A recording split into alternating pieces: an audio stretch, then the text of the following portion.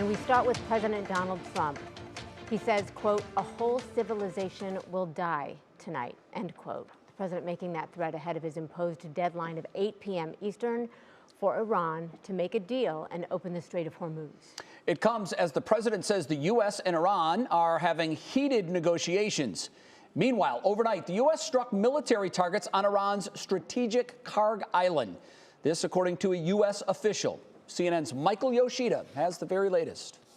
President Donald Trump with a stark warning for Iran, writing, "A whole civilization will die tonight, never to be brought back again. I don't want that to happen, but it probably will." This could be a high-stakes negotiating tactic to try to get them to blink, but so far they haven't. The threat made hours before the president's imposed 8 p.m. Eastern Time deadline for Iran to open the Strait of Hormuz and make a deal to end the war. Whether it's positive or negative, we're going to get a response from the Iranians by 8 o'clock tonight.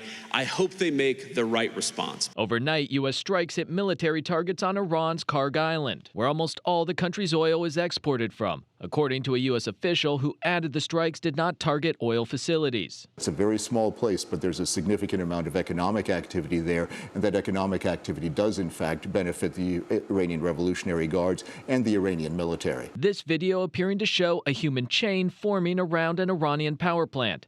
Iranian state media says civilian infrastructure across the country, including railway lines and roads, have been attacked.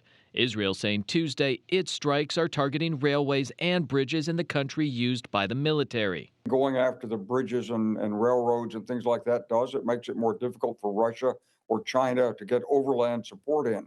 In Washington, Michael Yoshida,